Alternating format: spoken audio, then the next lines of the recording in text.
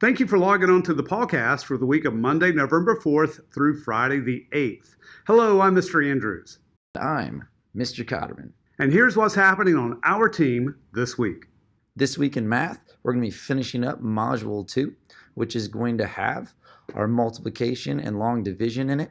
We're going to be having our assessment this week, which is going to have both of those different types of operations in word problems. And that's going to be taking place on Thursday. The end of our week is going to be our beginning of our fractions unit, which we're going to begin to explore. In science class, we're going to be continuing our weather unit. We're going to be learning more about clouds, and we're going to be talking about air masses, and we're going to probably finish the week up with an assessment that's going to be on the skills that we have done so far in science class. This week during the ELA portion of our school day, we're using the text The Mystery of the Lost Colony to teach two very important objectives. One is point of view, and the other is text structure. In point of view, most history accounts for Americans is from an English point of view or from a colonist point of view from that time period. And so we're reading this passage and we're getting 2 points of view, the point of view of the colonist or those that were coming to start new colonies for England, and the point of view of the natives. And so we're seeing the same historical event from 2 different perspectives. That's going to help us as we publish our work that we're going to be working on later this month.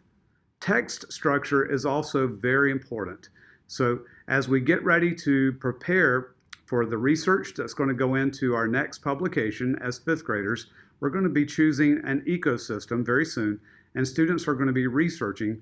But to put together all of the research and the organized data that we collect, we're going to need to know what are good text structure or effective text structures that go into the making of a published work.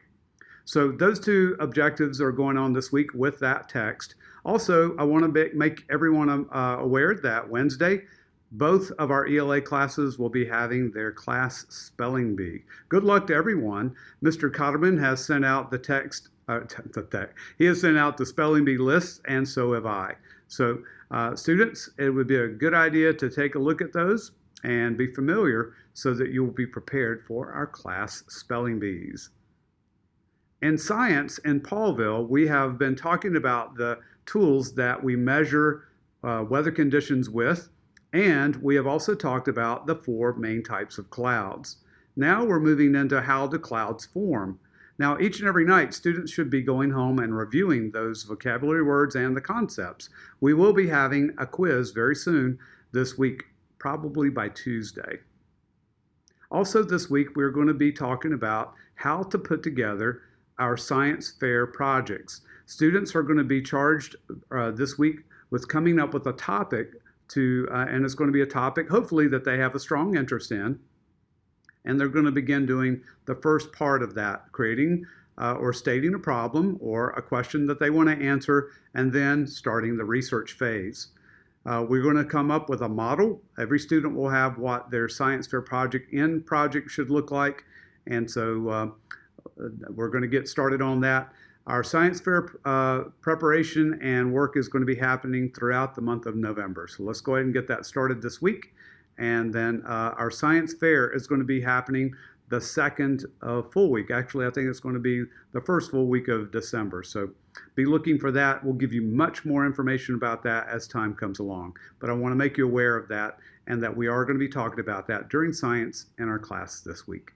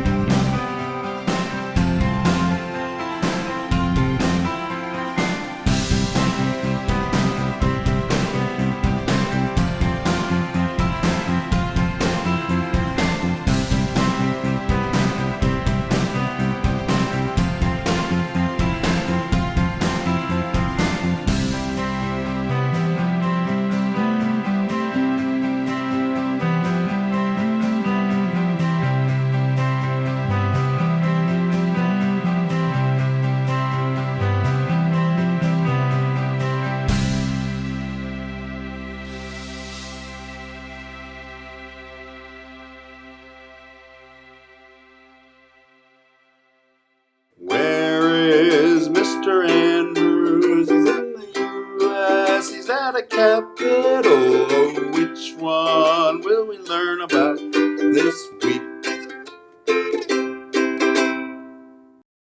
So where in the United States am I this week?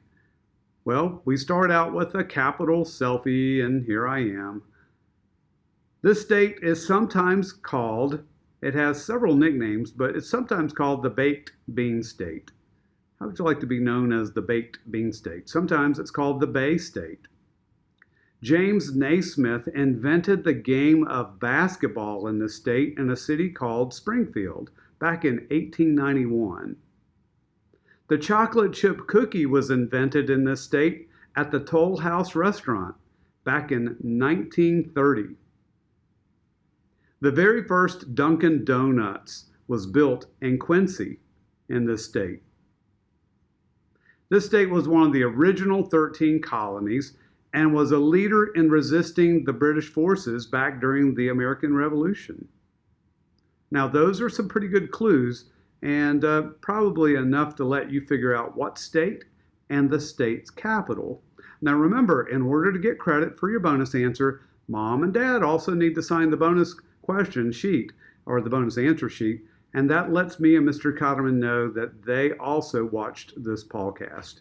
Where is Mr. Andrews? He's in the U.S., he's at a capital. Oh, which one will we learn about this week? Hope everybody has a great weekend, and go Bills!